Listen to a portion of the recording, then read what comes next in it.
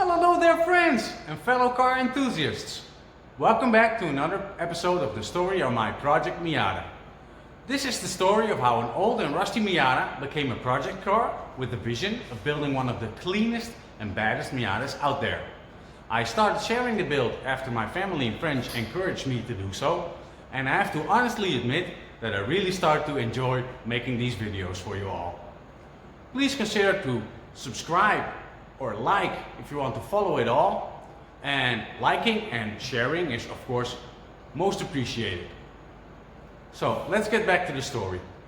Now it's August 2018, and because I had decided to not only get the entire engine rebuilt but also tuned in the process, this was going to take a bit longer than the 1 or 2 months that I had initially planned for having it running again. Because my budget was pretty much gone at this point, I minimized all my monthly costs and set aside as much as I could so I could be able to continue my project Miata. I also had to borrow a little bit of money from my parents. I decided to use the winter and spring period for rebuilding and tuning of the engine, and in the meantime just go all out on the rest of the parts in the engine bay. This because I just didn't want any issues from anything under the hood anymore. I'm going to let you in on a little secret as well. I've always wanted to build my own show car, like professional modifications and high quality parts and clean looks. I also wanted it to be ready for an occasional track day, but at this point in the story, we're still miles away from that. Because reliability was my priority number one, first all the basics needed to be taken care of.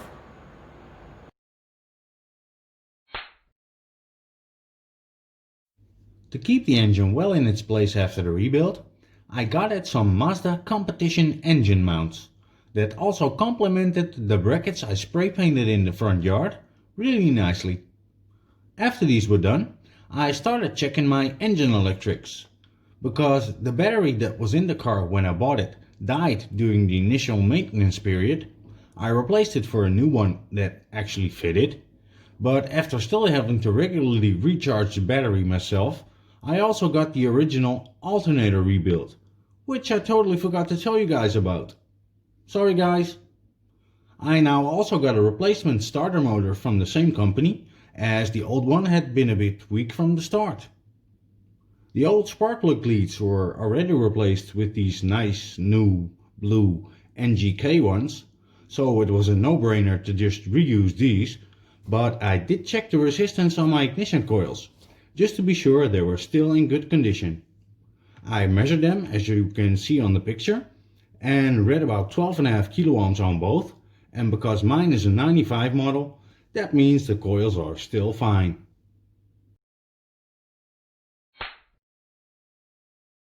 Next up was the Miata's 23-year-old hydraulic clutch system.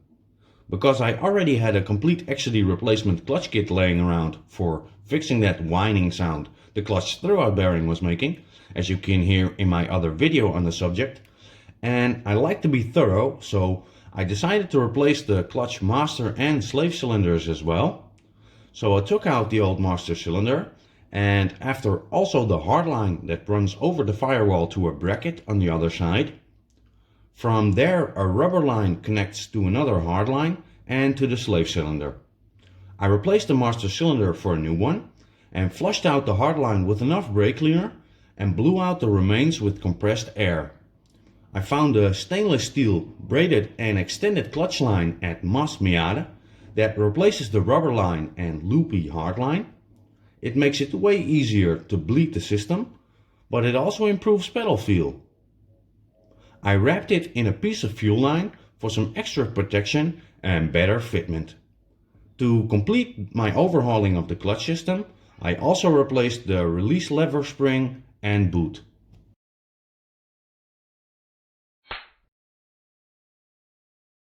I tried to search the internet for all the engine's weak spots, and I found out that there's actually a lot of quality aftermarket stuff available for the Miata engine. But unfortunately for me, most of it is for turbo builds. I also started watching other YouTubers that worked on Miatas, like Mike Miata King, Beavis Motorsports, Gingium, the Slip Angle, and my boy, Greg Peters, Miata Dad, from the Car Passion channel. He was a big inspiration for me to actually start building and modding the Miata. Now that I think of it, it's kind of his fault I spent so much money on the Miata already with all of them discounts going to his. Nah, I'm just kidding. I've always wanted to build a car like this at least once in my life. And now I also get to share it with you guys. Well, let's get back to the story. Because I wanted the car to be faster, but reliable as well, I started by upgrading all the engine's weak spots that could lead to potential engine damage when tuning the Miata engine.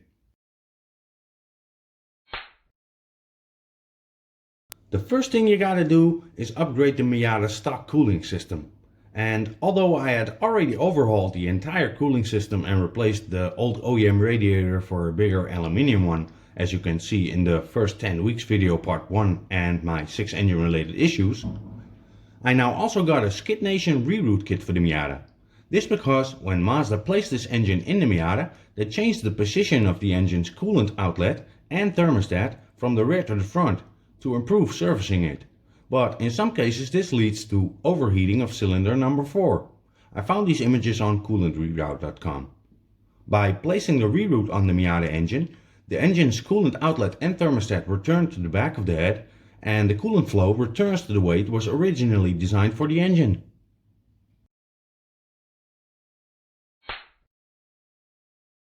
The Miata stock oil system was up next. The OEM oil pump has cast iron gears that are not suited for high horsepower builds and can shatter under too much stress, and if they do, this is most definitely catastrophic for your engine. And so I ordered a Boundary Engineering oil pump for the Miata. This has billet steel oil pump gears and can also be shimmed to increase oil pressure if needed. Even though I was not 100% sure I really needed it for my build, I was not going to take any chance at this point. That's why I also bought an ATI super damper for minimizing engine harmonics.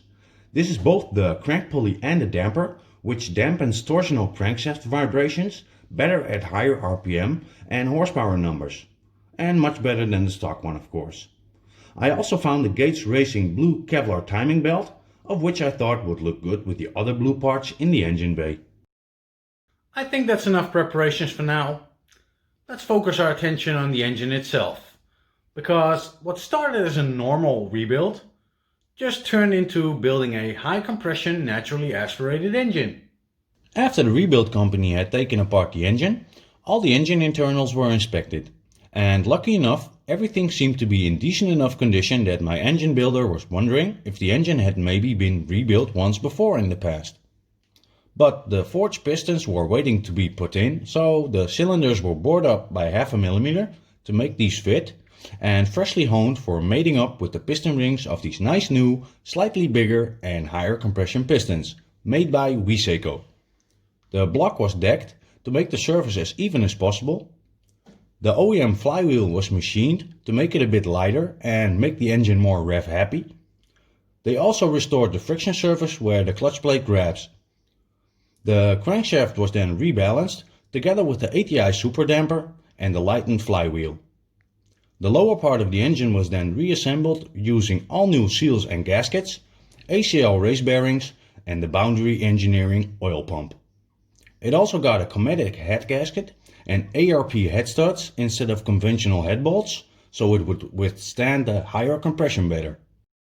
On the cylinder head, some work was performed to remove the rough casting from the ports, and the valve seats and valves were recut in different angles and altered a bit to increase airflow. After the head work was finished, the head was put back on the block, but after fitting the bigger cams I bought, they found out the cams didn't have enough clearance inside the head to be able to freely rotate. And so the head had to come off for some more machine work. Some material had to be removed from all the lifter guides to ensure free rotation of the camshafts. I had chosen this set of camshafts, made by a UK-based company named Cat Cams. These were newly made from a set of blanks and were the biggest cams the Miata's valve train with the hydraulic lifters could handle.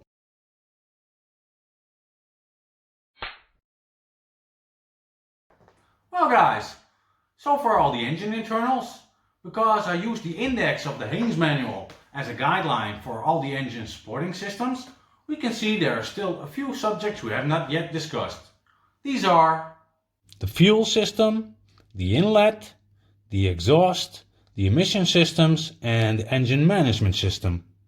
Now, none of these will be left untouched, but because I don't want the videos to become too lengthy, I will be addressing these in the next video, along with the stupid mistake I made that broke something beyond repair. Please consider to like and subscribe if you haven't done that yet, and I will see you in the next one. Peace out.